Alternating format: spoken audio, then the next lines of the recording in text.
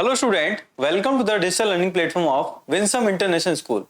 बच्चों, last session के अंदर हम लोगों ने सबसेट्स को पढ़ा, काफी डिटेल पढ़ी। सबसेट्स होता क्या है, निकालते कैसे हैं सबसेट्स, सबसेट्स के और सबसेट से प्रॉपर सेट और प्रॉपर सेट से हम लोग पावर सेट, ये सब हम लोग क्या कर रहे थे, डिस्कस कर रहे थे। ठीक है, आज मैं आपको प्रॉपरली क्या कर देता हूँ बच्चों, प्रॉपर सेट के बारे में थोड़ा सा आइडिया देता हूँ और ये क्या है और उसके ऊपर बेस एनसीईआरटी में कैसे क्वेश्चन है उनकी तरफ हम लोग मूव करेंगे। ठीक है, तो डिस्कस कर रहे हैं बच्चों प्रॉपर सेट। प्रॉपर सेट, अच्छा प्रॉपर सेट को भी प्रॉपर सबसेट कहें तो ज्यादा बेटर रहेगा। ठीक है, तो प्रॉपर सबसेट क्या है?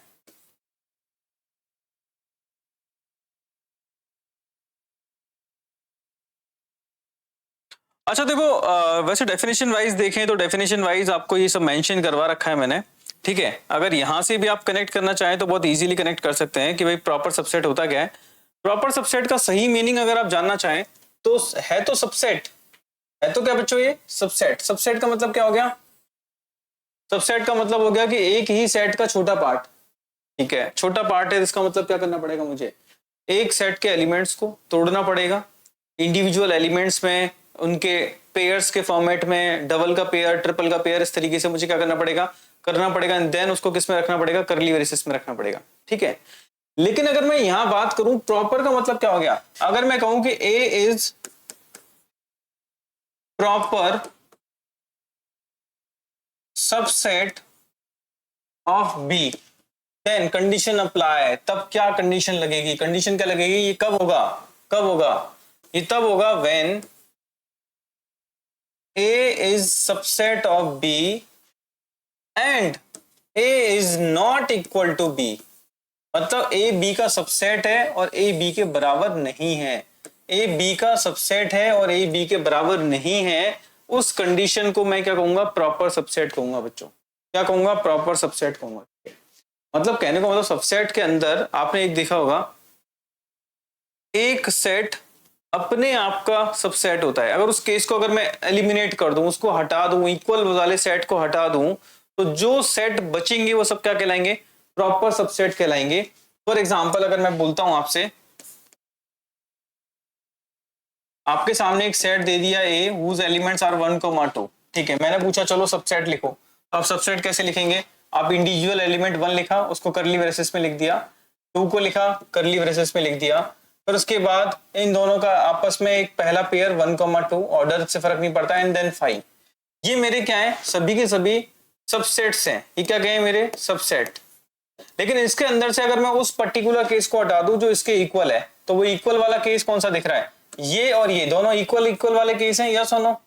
अगर मैं इसको हटा दूं, इस जगह से ये हटा दूं, तो जो बचेंगे मेरे पास, जो बच रहे हैं वो कौन कौन से, वो ये है कुछ।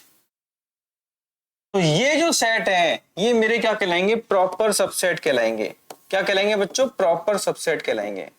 अब प्रॉपर सबसेट कहलाएंगे तो प्रॉपर सबसेट में यहां पर दो तरीके के क्वेश्चन आते हैं। एक तो प्रॉपर सबसेट लिखना कैसे है, और दूसरा क्वेश्चन जो आता है प्रॉपर सबसेट का वो ये आता है बच्चों कि आपसे बोला जाता है find the total number of proper subset.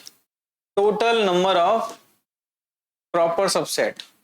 अच्छा, total number of proper subset अगर आपको निकालना है तो आप क्या करेंगे बताओ, आप एक काम करेंगे 2 की power number of cardinality of that particular set. इसका मतलब अपने क्या आ गए, सबसेट आ गए, इसमें से आप 1 लेस कर देंगे तो आपके पास क्या आ जाएगा, प्रॉपर सबसेट आ जाएगा। क्लियर है बच्चों? अगर इस एग्जाम्पल को देखूं, इस एग्जाम्पल के अकॉर्डिंग आंसर करूं तो क्या आ जाएगा, 2 की पावर कार्डिनलिटी कितनी है 2, उसमें से एक कम कर देंगे तो 2 की पावर 2 कितना होता है 4, 4 में से कम कर दिया तो कितना आ गया 3, तो नंबर ऑफ प्रॉपर सबसेट कितने हो गए हमारे, 3 आ गए। क्लियर है? बहुत सिंपल, बड़ा ही आसान सा है बच्चों, कहीं कोई दिक्कत आपको नहीं आएगी। इजीली आप प्रॉपर सबसेट को क्या कर सकते हैं, समझ सकते हैं। क्लियर? चलिए अब बढ़ते हैं आगे। आपको प्रॉपर सबसेट समझ में आ गया, सबसेट समझ में आ गया, पावर सेट आपने देख ही लिया था प्रीवियस सेशन में। अब उन सब चीजों को अगर मैं कनेक्ट करता हुआ कोई क्वेश्चन पूछूं जो मैंने प्रीवियस क्लास में करवाए थे, उन्हीं में से एक क्वेश्चन पूछ लेता हूं। ठीक है, किस तरीके से, जैसे मान लो एक क्वेश्चन आ जाए आपके सामने, एक सेट दे दिया ए whose एलिमेंट्स आर 1, 2, 3, और यहां पूछा जा रहा है find the proper subset of power set ए, ये क्वेश्चन पूछा है। Find the proper subset of power set ए। तो बच्चों आपको सबसे पहले किसकी तरफ जाना पड़ेगा? आपको सबसे पहले जाना पड़ेगा पावर सेट ए की तरफ, ठीक है। और पावर सेट ए जब आप निकाल लेंगे, उसके सबसेट निकालने का तरीका और फिर उसमें से 1 लेस करेंगे तो क्या आ जाएगा? प्रॉपर सबसेट आ जाएगा। क्लियर है? तो चलिए इसको हैंडल कर लेते हैं। कैसे करना है बताओ। सबसे पहले कहानी आएगी पावर सेट ए। पावर सेट ए के एलिमेंट्स कितने होंगे? पावर सेट ए के एलिमेंट्स कितने होंगे? तो cardinality of power set A is equal to 2 की power number of elements of that particular set. 2 की पावर 3 कितना हो गया? 8। क्लियर है? तो ये तो किसको शो कर रहा है? पावर सेट ए के अंदर कितने एलिमेंट्स हैं, इसको इसने रिप्रेजेंट कर दिया। अभी आंसर नहीं आया, लेकिन अब मुझे क्या करना है? प्रॉपर सबसेट की तरफ जाना है। तो पहले इसके सबसेट निकाल लो भाई। इसमें एलिमेंट्स कितने हैं? 8। तो अगला आंसर क्या होगा? 2 की पावर 8। बिल्कुल सही है। लेकिन ये 2 की पावर 8 किसको शो कर रहा है? ये सबसेट्स को शो कर रहा है। किसके सबसेट? ये सबसेट ऑफ किसके बताओ? पीए, पावर सेट ए के। लेकिन मुझे है ना सबसेट नहीं पता करने, मुझे क्या पता करने? Proper subset. प्रॉपर में मुझे एक काम करना पड़ेगा, इसमें से पर्टिकुलर 1 टर्म को क्या करना पड़ेगा? लेस करना पड़ेगा। वो पर्टिकुलर सेट क्या करना पड़ेगा? माइनस करना पड़ेगा। दैट्स व्हाई 2 की पावर 8 कितना होता है? 256 होता है। अब माइनस कर दीजिए इसमें से कितना? 1। कितना आंसर आ जाएगा आपके पास? 255। That will be your answer. Clear है? ओके तो बड़ा कॉमन सा क्वेश्चन हो जाता है प्रॉपर सबसेट के ऊपर। मेरे हिसाब से कहीं कोई दिक्कत आपको नहीं आनी चाहिए। क्लियर? चलिए, तो अब आपने क्या क्या सीख लिया? जितने सबसेट होते हैं उनको अच्छे से पढ़ा, आपने सुपर सेट समझ लिया, आपने पावर सेट समझ लिया और आपने प्रॉपर सबसेट को भी समझ लिया। अब थोड़ी सी बातें अगर मैं इसमें आगे बढ़ाऊं तो आपके पास आता है कि सर जो नंबर्स हम लोगों ने पढ़े हैं, चाहे वो रियल नंबर पढ़े, चाहे वो हम लोगों ने आपके रेशनल नंबर पढ़े, इरेशनल नंबर पढ़े, थोड़ा इनके बारे में इंफॉर्मेशन बताओ कौन किसका सबसेट होता है। ठीक है, तो इसको मैं रिप्रेजेंट कर सकता हूं सबसेट के फॉर्मेट में। तो आप समझिए कैसे समझेंगे। देखो बच्चों, यहां पर अगर मैं बात करूं, जितने भी रियल नंबर होते हैं, हमारे वास्तविक संख्याएं होती हैं, रिप्रेजेंट किया जाता है आर से। हालांकि मैंने जिस दिन आपको सेट पढ़ाया था उस दिन मैंने नंबर्स सबको रिप्रेजेंट करे थे, सबको समझाए थे। ठीक है, ये रियल नंबर बच्चों आपके 2 पार्ट में टूटते हैं। पहला पार्ट होता है क्या? रेशनल, जिसको हम रिप्रेजेंट करते हैं बच्चों क्यू से। ये बात मैं ऑलरेडी बता चुका हूं। ठीक है, क्यू से रिप्रेजेंट करते हैं। दूसरा होता है इरेशनल नंबर। ठीक है, तो ये कोई ऐसी बड़ी बात नहीं है, इसको आप नहीं जानते हो। इरेशनल नंबर ये भी मैंने आपको बताया था। ठीक है, ये अपना क्यू बार से रिप्रेजेंट करते हैं, आपकी बुकलेट के अंदर कहीं टी से भी रिप्रेजेंट कर रखा है, इससे फर्क नहीं पड़ता। ठीक है, अब बढ़ते हैं। रेशनल नंबर आपके 2 पार्ट्स में टूटेंगे बच्चों। अब वो 2 पार्ट्स कौन कौन से हैं? अब आप बोलेंगे देखो सर, इसमें पहला पार्ट आता है कौन सा? इंटीजर वाला। इंटीजर जिसको अपन रिप्रेजेंट करते हैं जेड से, इंटीजर जेड। ठीक है, और दूसरा हमारा नॉन इंटीजर्स आएंगे, ऐसे नंबर जो इंटीजर्स नहीं है, नॉन इंटीजर्स। ठीक है, अगर ये जेड तो ये जेड बार। ठीक है, समटाइम्स ऐसा कह सकते हैं। ठीक है, अब जो इंटीजर्स होंगे ये 3 पार्ट में टूटते हैं बच्चों सही मायने में। तो एक होगा नेगेटिव इंटीजर, नेगेटिव इंटीजर,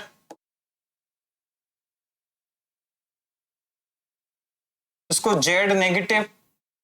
दूसरा होगा 0। ठीक है, और इसके बाद होगा पॉजिटिव इंटीजर।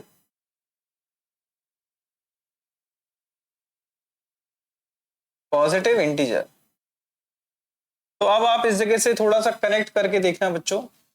0, ये मैंने 0 लिख दिया है, कहीं कोई दिक्कत नहीं। Positive integer Z positive. ठीक है, ये सिंबल्स हो गए, ये जेड नेगेटिव हो गया। ठीक है, अब आप इसको थोड़ा कनेक्ट करके देखिए। अगर मैं देखूं इसके सभी नीचे वाले नंबर सभी किसके अंदर है? रियल नंबर के अंदर है। तो रियल नंबर इसके लिए कैसे वर्क करेगा? रियल नंबर इसके लिए वर्क करेगा as a superset work करेगा। ठीक है, सुपर सेट का मतलब ये बहुत बड़ा सेट है, इसके अंदर ये सब चीजें क्या हो रही हैं? इन्वॉल्व हो रही हैं। ठीक है, चलिए और थोड़ा सा रिप्रेजेंट कर देता हूं। अब आप बोले सर इसको और कैसे इजी कर सकते हैं, और कुछ नई बातें आ सकती है इसमें? नंबर्स के बारे में आइडिया मैंने ऑलरेडी दे रखा है आप लोगों को, तो आप यहां से कुछ चीजें क्या कर सकते हैं? ऐड ऑन कर सकते हैं। तो देखो यहां से अगर मैं इन दोनों को एक साथ कंसीडर करता हूं, इन दोनों को एक साथ कंसीडर करता हूं बच्चों, तो इसको क्या बोला जाएगा? इसको बोला जा सकता है होल नंबर। क्या बोला जा सकता है? Whole number. और होल नंबर को भी मैं क्या लिख सकता हूं? W से रिप्रेजेंट कर सकता हूं। क्लियर? अच्छा, एक और बात, जो हमारे पॉजिटिव इंटीजर होते हैं, जो हमारे कौन से इंटीजर होते हैं? पॉजिटिव इंटीजर, इनको हम लोग क्या कह सकते हैं? नेचुरल नंबर भी कह सकते हैं। और नेचुरल नंबर को रिप्रेजेंट किया जा सकता है कैपिटल N से। क्लियर है? अब आप खुद है ना इसके बारे में सिंबल लिखना स्टार्ट करेंगे। मैं थोड़ा साइड में कर देता हूं, चीजें आप सबको विजिबल है, अच्छे से दिखाई दे रही हैं, कहीं कोई दिक्कत नहीं है। अब थोड़ा सबसेट्स बनाना स्टार्ट करेंगे। ठीक है, अगर मैं आपसे बोलता हूं बच्चों, ये जो कैपिटल N है, ठीक है, मुझे आंसर करना है इस जगह से, कैपिटल N क्या ये सबसेट रहेगा W का? W का मतलब क्या हो गया बच्चों? होल नंबर का। भाई पॉजिटिव इंटीजर्स बोलो या नेचुरल नंबर बोलो, ठीक है, स्टार्टिंग फ्रॉम वेयर? 1 से स्टार्ट होंगे, आगे कोई डेसिमल नहीं आएगा। 1 के बाद 2, 2 के बाद 3, 3 के बाद 4 एंड देन सो ऑन, आगे तक चीजें बढ़ती जाएंगी। तो आप क्या बोलेंगे? ये जो नेचुरल नंबर है ये सबसेट है किसका? होल नंबर का। होल नंबर का मतलब 0 से लेकर के आगे आने वाले सभी पॉजिटिव इंटीजर्स को। ठीक है, तो ये मैंने रिप्रेजेंट कर दिया N is subset of whole number. ठीक है, अच्छा, फिर आपके मन में ख्याल आया, सर ये जो होल नंबर है क्या ये सबसेट है इंटीजर्स का? तो बिल्कुल, ये बात बिल्कुल सही है। अच्छा, कोई बोले सर ये जेड प्लस का रहेगा या जेड का? अगर जेड प्लस बोलेंगे तो भी सही है। एंड अगर आप, अच्छा जेड प्लस बोलना गलत हो जाएगा, रीजन है जेड प्लस का मतलब सिर्फ और सिर्फ क्या है? पॉजिटिव इंटीजर है, जबकि ये पूरा है नॉन नेगेटिव इंटीजर, तो जेड प्लस नहीं बोलेंगे इसको, सिर्फ क्या बोलेंगे? जेड। ठीक है, अच्छा जेड किसका सबसेट हो जाएगा? जेड देखें तो जेड सबसेट किसका हो गया बच्चों? रेशनल नंबर का हो गया, तो Z is subset of Q. Clear है? और अगर मैं इसको आगे बात करूं तो रेशनल नंबर के बारे में इंफॉर्मेशन देखें तो रेशनल नंबर क्या हो गया? Rational number is subset of real number. ठीक है, तो ये एक तरीके से आपके सामने है ना, बहुत प्रॉपरली आपको समझ में आ रहा होगा कि ये चीजें बनी कैसे। क्लियर है? तो यहां इस जगह आपको कोई दिक्कत नहीं रही होगी। ठीक है, अब इसी को उल्टा पढ़े तो कैसे पढ़ेंगे? देखो भैया, ये सुपर सेट है, whole number is superset of natural number, integer number is superset of whole number, rational number is superset of integer number, and your real number is superset of rational number. तो ये बात भी बच्चों बिल्कुल सही है, आपको कहीं कोई दिक्कत नहीं आएगी। ठीक है, तो ये सबसेट वाली कहानी आप यहां से पढ़ सकते हैं। अच्छा, आगे चल के आप वेन डायग्राम्स भी पढ़ेंगे। ठीक है, अगर मैं वेन डायग्राम्स को भी अगर एक्सप्लेन करूं तो देखो, इसमें जो सबसे बड़ा सेट जो नजर आएगा वो आपका आएगा रियल नंबर। ठीक है, रियल के अंदर ये दोनों ही चीजें हैं। ठीक है, रियल के अंदर आपको क्या देखने को मिल सकता है? कहीं ना कहीं रेशनल भी दिखाई देगा और इरेशनल भी दिखाई देगा। तो अगर मैंने ये सेक्शन इरेशनल का शो कर दिया और ये सेक्शन किसका शो कर दिया? रेशनल का। ठीक है, ये क्यू को रिप्रेजेंट कर रहा है और ये क्यू बार को रिप्रेजेंट कर रहा है, या क्यू नॉट को रिप्रेजेंट कर रहा है। ऐसी संख्या जो रेशनल नहीं है तो इरेशनल होगी। ठीक है, तो क्यू के अंदर आपका ये पूरा पोर्शन किसका आ जाएगा? जेड का आ जाएगा। ठीक है, वो भी कौन कौन सा? जेड आ जाएगा और जेड नेगेटिव आ जाएगा। ठीक है, नॉन नॉन इंटीजर्स आ जाएगा। ठीक है, तो नॉन इंटीजर्स भी आ गया। तो मैं इस जगह से सेट ऐसे बना सकता हूँ, फिर जेड के अंदर ही बाकी की चीजें क्या हो सकती हैं और आ सकती हैं। तो ये आगे चल के आप वेन डायग्राम्स के अंदर पढ़ेंगे, जिसको हम लोग पढ़ते हैं सेट सबसेट्स की थ्योरी है, उसमें दिक्कत तो नहीं आएगी आपको। ये बात आपको सबको समझ में आएगी विद रिस्पेक्ट टू नंबर्स। ठीक है, तो ये नंबर्स के रिस्पेक्ट में मैंने किसको बताया? नंबर्स के रिस्पेक्ट में किसको बताया बच्चों? सबसेट को बताया। नंबर्स के रिस्पेक्ट में सबसेट्स को बताया। ठीक है, अब आपके मन में ख्याल आएगा, सर क्या ये जो क्यू बार है ये सबसेट नहीं है क्या रियल का? तो मैंने बोला भाई क्यू नॉट या बोलो इसको टी, ये सबसेट नहीं है कि सबसेट है? ये सबसेट है रियल का। बिल्कुल सही बात है, बिल्कुल सही बात है। ठीक है, लेकिन अगर मैं अगले पल आपसे बोलूं कि बताओ ये जो नेचुरल नंबर है ये सबसेट है क्या क्यू बार का? ठीक है, या क्यू नॉट या टी का? T for your irrational number, दो जगह में रिप्रेजेंट कर देता हूं। अगर ऐसा बोले तो ये सही है क्या? ये गलत है। ठीक है, ये इसके अंदर से नहीं आता, इसका मतलब ये केस क्या हो जाएगा? रॉन्ग हो जाएगा। क्लियर है? तो ये कनेक्शन आपको पता होना चाहिए कैसे क्रिएट होगा, तो उससे आपको कहीं कोई दिक्कत नहीं आएगी। क्लियर? चलिए पढ़ते हैं आगे। नेक्स्ट हम लोग पढ़ते हैं थोड़ा सा इंटरवल्स को। इंटरवल्स के बारे में क्या इन्फॉर्मेशन आपको दी गई थी पहले ही। देखो डे फर्स्ट पहले सेशन के अंदर मैंने जब सेट को पढ़ाया था तो इंटरवल समझाए थे। ठीक है, इंटरवल्स को फिर एक बार मैं यहाँ रिप्रेजेंट कर देता हूँ। इंटरवल्स होते क्या है बच्चों?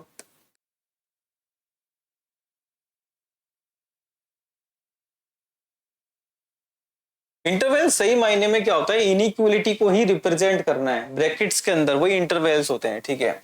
अगर मैं आपके सामने लिख रहा हूं बच्चों केस नंबर 1,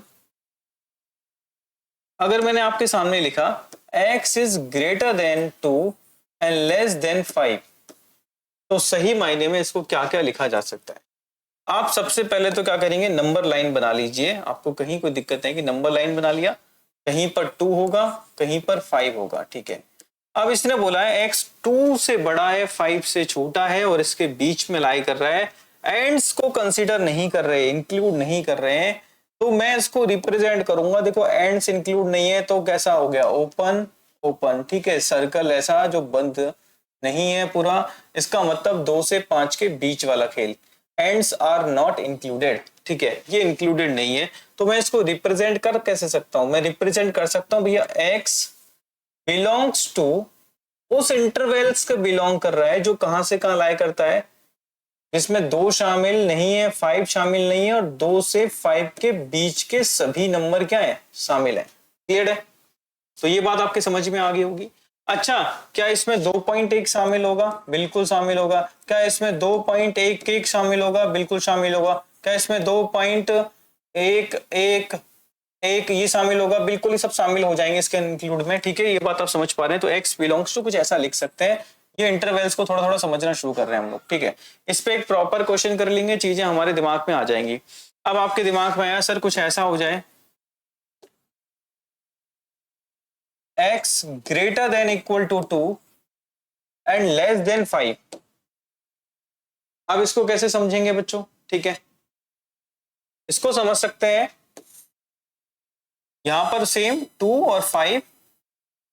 अच्छा, इसमें देख के बताओ, x is greater than equal to 2, 2 को क्या किया गया है, इंक्लूड किया गया है, एंड्स कंसीडर किया जा रहा है, ठीक है। तो यहां पर आप क्या करेंगे, यहां पर आप ये जो 2 है इस पर इसको इंक्लूड करेंगे, तो उसको डार्क से रिप्रेजेंट कर रहा हूं, इससे आप समझ लेना ये इंक्लूड है, और जो इंक्लूड नहीं है उसको मैंने इस तरीके से रिप्रेजेंट कर दिया है। क्लियर है? तो यहां पर 2 से लेकर के 5 के करीब तक, 5 पे नहीं पहुंचे, 5 को शामिल नहीं करना, ठीक है।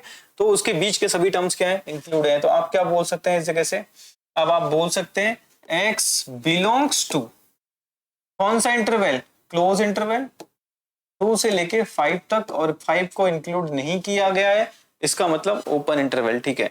तो ये इंटरवल्स को मैंने पहले ही समझाया था बच्चों, इसको क्लोज कहते हैं और इसको ओपन कहते हैं। जिन्होंने सेशन देख रखा है उनके लिए कोई नई बात नहीं है, ये मैं पहले ही बता चुका हूं उनको इनिशियली, ठीक है। आगे केस नंबर 3, चलिए, अगर मैंने कहीं ऐसा बोल दिया x is greater than equal to 2 and less than equal to 5, तो इस कंडीशन में क्या हो जाएगा बताओ, एंड्स दोनों ही क्या हो जाएंगे, इस जगह शामिल हो जाएंगे, ठीक है। तो ये 2 भी शामिल है और ये 5 भी शामिल है, तो मैं इस जगह कैसे रिप्रेजेंट कर सकता हूं, इसको भी शामिल कर लिया, साथ के साथ इसको भी शामिल कर लिया, ठीक है। मेरे हिसाब से ये बात आप सबको समझ में आई होगी। क्लियर? तो मैं इस जगह क्या बोलूंगा, x बिलोंग्स टू कौन सा interval, close interval from 2 to 5, yes और नो, ये मेरी कंडीशंस हो जाएंगी। तो ये मैं सबसेट्स के फॉर्मेट में भी इन चीजों को लिख सकता हूं, ठीक है। अब आप मुझे बताइए कौन किसका सबसेट है, ठीक है। तो बताओ, ये अगर मैं बात करता हूं इस जगह से, अगर ये मेरा पहला है केस नंबर 1 के अंदर, तो इनके सबसेट्स अगर लिखना चाहें तो कौन किसके इंक्लूड में आएगा, इसको थोड़ा इजी कर दिया जाए।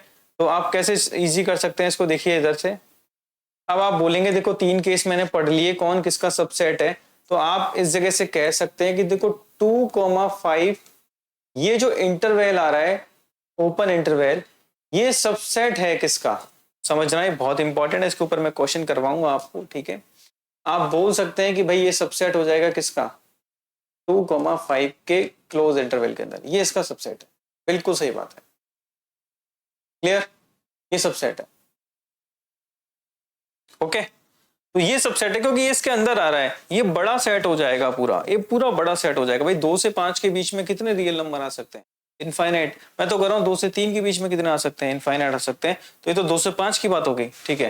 क्योंकि रियल नंबर का मतलब क्या हो गया, रियल नंबर का मतलब रेशनल, इरेशनल, ठीक है, पॉइंट वाले, बिना पॉइंट वाले, टर्मिनेटिंग, नॉन टर्मिनेटिव, बहुत कुछ होती है उसमें, ठीक है। तो आप तो खुद एनालिसिस करेंगे भाई, 2 से 1 3 के बीच में बहुत संख्याएं आ जाएंगी, तो यहाँ से ये जो सेट ही बनता है, लेकिन ये ऐसा सेट बनता है जिसको अपन कहते हैं इनफाइनाइट सेट कहते हैं। कौन सा सेट कहते हैं? इनफाइनाइट सेट कहते हैं। भाई 2 से 3 के बीच में कितने नंबर आएंगे? That is called infinite numbers आ जाएंगे, रियल नंबर, तो वो इनफाइनाइट सेट हो जाएगा। इनफाइनाइट सेट हो गया तो इनफाइनाइट सेट भी एक दूसरे के कहीं ना कहीं सबसेट हो सकते हैं, ठीक है। तो बताओ ये छोटा सेट है, वो उसका क्या है?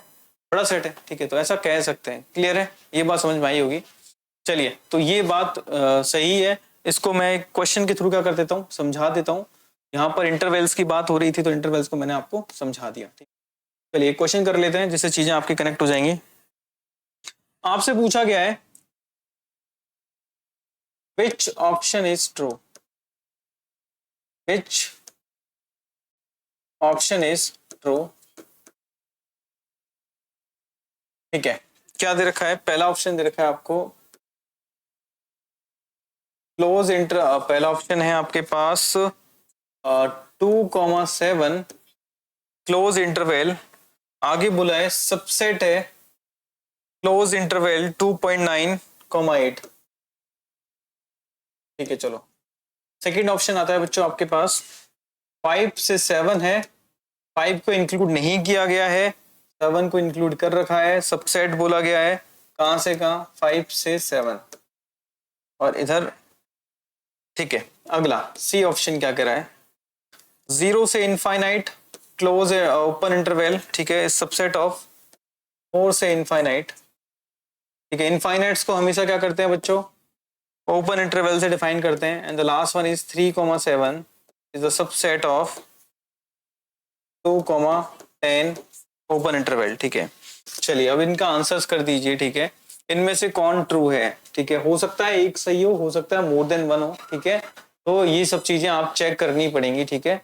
तो यहाँ पर पहला केस आप जब चेक करेंगे तो 2,7 और 2.9,8, तो आप नंबर लाइन बनाते हैं तो आपको सबको पता है कि कहीं 2 है, 2 से आगे जाकर के 2.9 आता है, एंड देन लास्ट में कितना आ रहा है इस जगह? मैंने 8 भी लिख दिया है, ठीक है। मैक्सिमम वैल्यूज की तरफ हम लोग जा रहे हैं, ठीक है। तो यहाँ पर कहीं 7 भी होगा, इसमें कोई शक नहीं है, और कहीं 2.9 भी होगा। क्लियर? चलो अब आप खुद बताइए 2,7 भाई 2 से लेके 7 तक कौन सा इंटरवल है? इस जगह आप देख पा रहे हैं क्लोज इंटरवल है, तो भाई इस तरीके से ये वाला पूरा पोर्शन, ठीक है। 2.9,8 से तो ऑब्वियस सी बात है आप दूसरा वाला केस बनाएंगे। इस जगह क्या पूरा पूरा इंक्लूड है? तो आप देख पा रहे हैं इस जगह से पहली बात तो ये शामिल है और ये भी शामिल है। लेकिन अगर है ना मैं बात करूं, ये जो पोर्शन आ रहा है, ये वाला पोर्शन इसके अंदर नहीं है, ये इससे क्या है? अलग है। मतलब ये पोर्शन दोनों का कैसा? देखो ये वाला पोर्शन जो है वो पोर्शन इसके अंदर नहीं है, मतलब ये डिफरेंट है, अलग है। तो ये कहीं ना कहीं आप क्या कहेंगे कि ये सबसेट नहीं है। ये केस क्या हो जाएगा? रॉन्ग हो जाएगा, रॉन्ग हो जाएगा। क्लियर है? रॉन्ग होने की वजह पता चल रही है बच्चों सबको? हाँ, अगर ये पूरा इसी के अंदर इंक्लूड हो जाता तो एक केस बन जाता। 2 से लेकर के जो 2.9 तक का जो बीच का इंटरवल है, वो इंटरवल आपके इस सेट के अंदर, सुपर सेट के अंदर नहीं है। इसका मतलब ये सबसेट नहीं है। क्लियर है? और ना मैं इसको सुपर सेट कहूंगा इस कंडीशन में, क्योंकि दोनों में कुछ डिफरेंट पोर्शन है। इसमें ये एक्स्ट्रा है तो उसमें ये एक्स्ट्रा है, तो इसके बारे में ना तो मैं सबसेट कहूंगा ना इसको सुपर सेट कह सकता हूँ। ठीक है, आगे बढ़ गए। अगला वाला 5 से 7, ठीक है। आप इस जगह बनाएंगे, इसको मैं हटा देता हूँ, नंबर लाइन बना लीजिए फटाफट। ठीक है, 5 लिखिए, कहीं 5 लिख लिया आपने। आगे क्या लिखना है आपको? 7 लिखना है। बिल्कुल सही बात है। पहले वाले केस में इस तरीके का इंटरवल है और 7 को इंक्लूड किया गया है। ठीक है, अब दूसरे वाले केस में तो ये तो मेरा सेट है हो गया, पहला वाला सेट हो गया। ठीक है, अब दूसरा वाला सेट बनाएंगे अपन। क्या करेंगे बताओ? 5 शामिल है, बिल्कुल अच्छी बात है। 5 शामिल है, इसमें 5 शामिल नहीं है, और 7 इंक्लूड नहीं है। ठीक है, अब है ना, ये क्यों नहीं होगा? मैं ये कहूंगा कि देखो इसके अंदर 7 इसका एक एलिमेंट है, 7 इसका एलिमेंट है, जबकि 7 इसके अंदर एलिमेंट नहीं है। 7 इसका एलिमेंट नहीं है क्योंकि 7 तक हम रीच कर ही नहीं पा रहे। इसका मतलब इसमें 7 शामिल है, इसके अंदर 7 शामिल है, और इसमें 7 क्या है? एक्सक्लूड है, नहीं है। इसका मतलब इसमें 7 नहीं होने की वजह से क्या हो जाएगा? कैंसिल हो जाएगा। फिर थर्ड वाला देखो, ठीक है, सी 0 से इनफाइनाइट और 4 से इनफाइनाइट। ठीक है, तो 0 से इनफाइनाइट ज्यादा बड़ा सेट है कंपैरेटिवली किसका, 4 से इनफाइनाइट का, तो केस ही गलत हो गया, पहले ही गलत हो गया, ठीक है। इसको देख लो 3,7, ठीक है, क्लोज इंटरवल 2,10, ये मैं समझ पा रहा हूँ, बिल्कुल सही है, इसमें दिक्कत नहीं आएगी आपको। रीजन आपके सामने है, क्या है रीजन, देखो यहाँ पे क्या आ जाएगा 3, यहाँ पे क्या आ गया 7, 3 और 7 दोनों क्या है, इंक्लूड है, इस जगह इंक्लूड हो रहे हैं, ठीक है। और 2 इधर आ जाएगा, 10 यहां आ जाएगा, ये पूरा मेरा क्या हो जाएगा, बड़ा हो जाएगा, ठीक है। ये इसके अंदर ऑटोमेटिकली आ ही रहा है, तो मेरे हिसाब से आपको दिक्कत नहीं होगा, ये कॉमन हो जाएगा, इसका छोटा सेट हो जाएगा। That is true, that is true. Which option is true, D option is true, ठीक है। तो ये कहीं ना कहीं क्या एक नॉर्मल क्वेश्चन मैंने बना करके आपसे क्या कर लिया बच्चों, पूछ लिया, जिससे आपको इंटरवल्स को और सबसेट्स को कुछ कनेक्ट करने का मौका मिलेगा, ठीक। थोड़ा सा एनसीईआरटी कुछ चीजें नहीं बताती है आपको, हाँ, लेकिन आपके बेसिक्स जरूर अच्छे से उठाती है, लेकिन और थोड़ा सा उसको अपडेट कर लेते हैं, तो आप कोई भी परीक्षा अगर इस स्टैंडर्ड की दे रहे हैं जिसमें 12th का आपका सिलेबस आता है मैथमेटिक्स, ठीक है, तो उसमें आपका थोड़ा सा बेस क्या हो जाएगा, प्लस हो जाएगा, ठीक है। चलिए बढ़ते हैं आगे, आगे वाला केस क्या क्या है, ठीक है। अब है ना आखिरी केस जो आपके दे रखा है, that is universal set. Universal set थोड़ा सा समझें तो डेफिनेशन कुछ ऐसे प्रॉपर तो नहीं बनती है इसकी, लेकिन हम फिर भी लिख लेते हैं यूनिवर्सल सेट। देखो यूनिवर्सल का मतलब क्या हो गया, सेट के पॉइंट ऑफ व्यू से यूनिवर्सल का मतलब क्या होता है। सेट के पॉइंट ऑफ व्यू से यूनिवर्सल का मतलब बच्चों बड़ा सिंपल है, क्लियर है। मैं बोलूंगा universal set is a set, ठीक है, a set, a set in which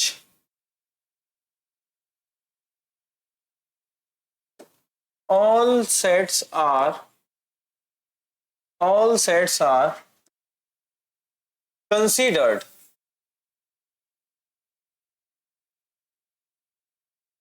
देखो डेफिनेशन यही हो जाती है इसकी। देखो सबसे बड़ा सेट अपन कहते हैं ना, बहुत बड़ा सेट, कुछ लोग कहते हैं सर इनफाइनाइट सेट कहते हैं क्या, नहीं, एक्चुअली यूनिवर्सल सेट का मतलब ये होता है एक ऐसा सेट जिसके अंदर और सभी सेट्स क्या हैं, कंसीडर्ड किए गए हैं। अब मैं बात करता हूं रियल नंबर, तो मैं नेचुरल नंबर की बात करता हूं, तो नेचुरल नंबर के लिए रियल नंबर कैसा वर्क करेगा, एक तरीके से मैं बात करूं तो सुपर सेट है, ठीक है, और सुपर सेट को भी मैं क्या कह सकता हूं, भाई अगर 2-3 सेट हो जाए, नेचुरल नंबर आ जाए आपके पास, ठीक है, फुल नंबर आ जाए आपके पास, नेगेटिव इंटीजर्स आ जाए, ठीक है, इन सब के लिए अगर मैं देखूं तो रियल नंबर कैसे वर्क करेगा, रियल नंबर ऐसे वर्क करेगा, भाई ये क्या है, बहुत बड़ा सेट है, इसके अंदर सारी सेट क्या है, इंक्लूड हो रखे हैं, है कि नहीं, यूनिवर्सल सेट की तरह वर्क करेगा। अब इसी तरीके से मैं बात करूं, आपके पास रेशनल नंबर है और आपके पास इरेशनल नंबर है, तो उसके लिए यूनिवर्सल सेट कैसा काम करेगा, यूनिवर्सल सेट जो रियल नंबर है वो यूनिवर्सल सेट की तरह काम करेगा, क्लियर है। तो सही मायने में यूनिवर्सल सेट की डेफिनेशन सिंपल सी यही है कि एक ऐसा सेट जिसके अंदर सभी सेट्स क्या हो जाते हैं, कंसीडर्ड हो जाते हैं, सभी सेट उसके अंदर इंक्लूड है पहले से, ठीक है, तो मैं क्या कहूंगा, उसको यूनिवर्सल सेट कहूंगा, ठीक है। A set in which that all sets are considerable, ठीक है, सभी सेट कंसिडरेबल किए जा सकते हैं, तो ऐसे सेट को अपन क्या कहते हैं, यूनिवर्सल सेट कहते हैं। और कोई डेफिनेशन नहीं है, कोई बोले कि सर यूनिवर्सल सेट के कोई एग्जांपल दे दो मुझे, एग्जांपल यही है कि देखो अगर मैंने आपके सामने ना 2 सेट बनाए 1,2, दूसरा सेट बनाया 3,4, ठीक है, समझ रहा, बहुत से लोग एंड तक कंफ्यूज होते हैं। जैसे मैंने आपके सामने बोला कि भाई एक सेट ए दे दिया whose एलिमेंट्स आर 1,2, दूसरा सेट बी दे दिया whose एलिमेंट्स आर 3,4, तो मैं बोलूंगा भाई इतना ही है, तो इसका मतलब इससे ज्यादा अगर मैंने 1, 2, 3, 4, 5 भी लिख दिया तो ये यूनिवर्सल सेट हो गया। क्यों हो गया, क्योंकि है ना इस सेट के अंदर तो ये दोनों सेट क्या है, इंक्लूड है, इसके लिए तो ये भी कैसे वर्क करेगा, यूनिवर्सल सेट की तरह वर्क करेगा, ठीक है, समझ पा रहे हो। मतलब आपके पास जितने सेट दिए जाएं, अगर वो सेट किसी एक अलग से आप सेट बनाते हैं, उसके अंदर वो इंक्लूड हो जाए और उससे कहीं एक एलिमेंट भी ज्यादा आ जाए, तो मैं ऐसे सेट को यूनिवर्सल सेट कह सकता हूँ, क्लियर है। अपन कहते हैं सबसे बड़ा सेट जिसके अंदर सभी सेट्स का इंक्लूड है, उसे अपन यूनिवर्सल सेट कहते हैं, क्लियर है। तो ये तो रही बात बच्चों किसके अकॉर्डिंग, आपके एनसीईआरटी के अकॉर्डिंग मैंने थ्योरी बताई, कुछ चीजें आपकी एड ऑन करा दी। अब बारी आती है आपके एक्सरसाइज की तरफ, आपके एग्जाम्पल्स की तरफ, उनको एक बार क्या कर लेते हैं, डिस्कस कर लेते हैं, ठीक है। चलो, तो आपके एग्जाम्पल्स दे रखे हैं आपको, और क्या एग्जाम्पल्स हैं, बहुत इजी से एग्जाम्पल्स हैं बच्चों, कहीं दिक्कत नहीं आएगी आपको। तो आते हैं आपके पहले एग्जाम्पल पे, एग्जाम्पल नंबर 9। तो फटाफट स्टार्ट करते हैं एग्जाम्पल नंबर 9 को, समझते हैं। ठीक है, क्या कह रहा है एग्जाम्पल नंबर 9? ये कह रहा है consider the sets phi. Phi बोल दिया, फाई का मतलब समझते हो ना, एम्प्टी सेट। फाई का मतलब एम्प्टी सेट होता है बच्चों, फाई का मतलब होता है एम्प्टी सेट। ठीक है, एक तो एम्प्टी सेट दे दिया है, एक दे दिया है ए सेट हुज एलिमेंट्स आर 1,3, दूसरा सेट दे दिया बी 1,5,9, तीसरा सी दे दिया 1,3,5,7,9। ये कह रहा है insert the symbol phi, phi नहीं sorry, subset and not subset belong each of the following pair of sets. ठीक है, बड़ा सिंपल आसान सा क्वेश्चन है। तो मैंने आपको कल की क्लास में बताया था phi is subset of every set. इसका मतलब क्या हो जाएगा बताओ? फाई क्या चीज है? सबसेट होता है, बी का भी होगा और सबका होगा। तो पहले वाले केस में क्या आ जाएगा बच्चों? सबसेट का सिंबल आ जाएगा। क्लियर है?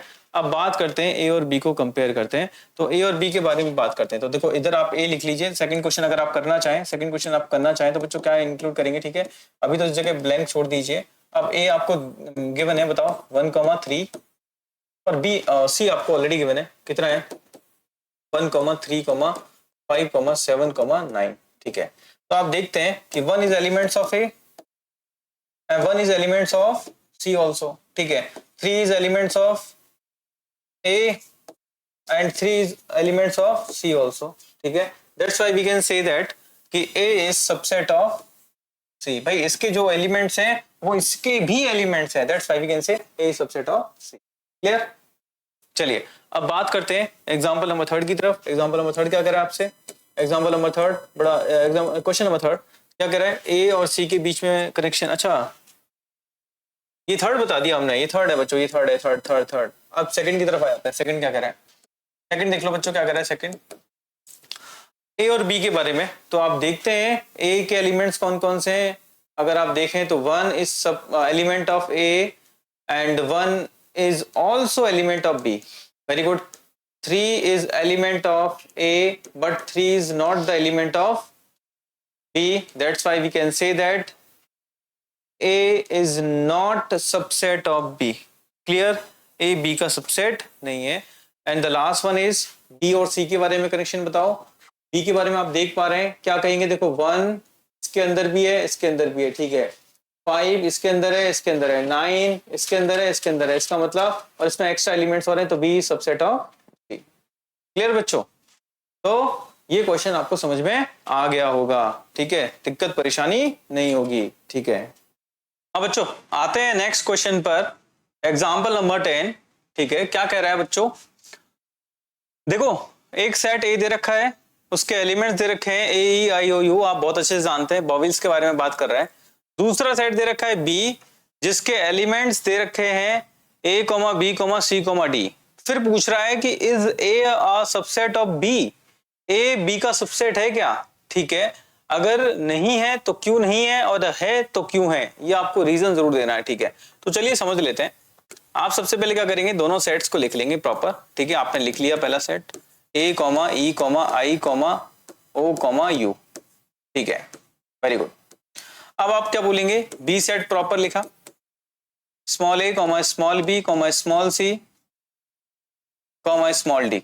चलिए अब आप देखो, इसमें से एक चीज एनालिसिस करेंगे। सबसेट होने का मतलब क्या होता है? देखो, अगर एक सेट ए किसी दूसरे सेट बी का अगर क्या है सबसेट है, तो एक के जितने भी एलिमेंट्स हैं उनको बी के एलिमेंट भी होना पड़ेगा। ये सुनो, अगर वो बी के अंदर भी हैं, बी के भी एलिमेंट हैं, इसका मतलब वो ए बी का क्या हो जाएगा? सबसेट हो जाएगा। ठीक है, तो यहां से मैं ऑब्जर्व कर पा रहा हूं, आप क्या कह सकते हैं इस जगह से कि देखो ए कैपिटल ए मतलब स्मॉल ए जो एलिमेंट है वो इस ए सेट का एक एलिमेंट है और ये बी सेट का भी एलिमेंट है। जबकि जैसे ई को आप चेक करना चाहते हैं तो आप क्या बोलेंगे? ई ए का तो क्या है? एलिमेंट है, जबकि बी का एलिमेंट नहीं है। तो आप इस जगह रीजन देंगे। सबसे पहले तो आप बोलेंगे देखो A is not subset of B. Reason क्या दोगे बच्चों? आप रीजन देंगे इस जगह सबसे पहले तो क्या? A is element of A is not the element of B. नहीं है, ये तो बात सही है बिल्कुल। ठीक है, ए तो ए का देखो स्मॉल ए तो ए का भी एलिमेंट है, स्मॉल ए बी का भी एलिमेंट है, यहां सब कुछ सही है। लेकिन ई के बारे में देखो, ई आपको बताएगा, ई एलिमेंट हो गया किसका, ए का, और ई एलिमेंट नहीं है किसका, बी का। यहां से आप रीजन दे पा रहे हैं कि देखो क्यों ये सबसेट नहीं है। सबसेट की डेफिनेशन कहता है कि देखो अगर ए बी का सबसेट है तो ए के जितने भी एलिमेंट्स होंगे उनको बी का एलिमेंट भी होना पड़ेगा। कंडीशन जानते हो ना, कंडीशन बड़ी क्लियर है कि मैं बोलता हूं एवरी एलिमेंट ऑफ सेट ए, इसको होना चाहिए किसका, पी का एलिमेंट। लेकिन यहां पे देख पा रहा हूं every element of set A is not the element of set B. that's why a is not the subset of b। Clear है, ये बात आप इस जगह मेंशन कर देना। तो ये बड़ा सिंपल सा क्वेश्चन था, इसमें कहीं कोई दिक्कत नहीं होगी। बढ़ते हैं आगे, नेक्स्ट एग्जांपल हमारा, एग्जांपल नंबर 11 बड़ा अच्छा क्वेश्चन है बच्चों, समझिए। ठीक है, ये कह रहा है आपके पास 3 सेट दे दिए ए बी और सी। ए एलिमेंट है किसका, बी का, और बी सबसेट है किसका, सी का। Is it true that A is subset of C, if not given an example. ठीक है, बड़ा अच्छा क्वेश्चन है, स्टार लगा लेना बच्चों। ठीक है, अच्छा क्यों है, अच्छा होने की वजह यह है कि देखो ये कॉन्सेप्ट के ऊपर रन कर रहा है, इसमें कोई बहुत ज्यादा कैलकुलेशन नहीं करवाई गई, सिर्फ कॉन्सेप्ट के ऊपर। ठीक है, इसने बोला है कि देखो ए क्या है, एलिमेंट है किसका, बी का, और ए यहां पर एक सेट भी बोल दिया है। अब अगर ए सेट है तो इसका मतलब किस में होना चाहिए, करली ब्रैकेट में होना चाहिए, यस और नो। अगर ये सेट है तो किस में आना चाहिए, करली ब्रेसेस के अंदर होना चाहिए, यस और नो। तो करली ब्रैकेट्स वगैरह लगेंगे इस जगह, ये बात समझ पा रहे हो आप लोग। इसका मतलब अगर मैं ए के बारे में बात करूं तो ए ऐसा, आप एलिमेंट भी ऐसा मानना पड़ेगा जो किसके फॉर्मेट में हो, सेट के फॉर्मेट में हो। तो आपको तुरंत क्या करना पड़ेगा, लेट करना पड़ जाएगा कि देखो भाई ए जो है उसको मानना पड़ जाएगा। फॉर एग्जाम्पल आपने मान लिया करली ब्रैकेट के अंदर एक, यस और नो। अच्छा, ऐसा करने पर ये एक सेट के फॉर्मेट में मैंने लिख दिया। आगे क्या बोला है, A is element of B. अगर ए एलिमेंट है बी का, if A is element of B, तो बी को कुछ मानना पड़ेगा। तो आप बी कैसा सेट मानेंगे, बी आपको कुछ ऐसा मानना पड़ेगा जिसके अंदर ये एक एलिमेंट के तौर पे हो। तो एलिमेंट के तौर पे होगा तो इसका मतलब और भी कुछ हो सकता है, तो मैंने इधर 2 बोल दिया, 3 बोल दिया, लेकिन ये होगा इसके अंदर, तो मैंने करली ब्रैकेट के अंदर इसको लिख दिया, यस और नो।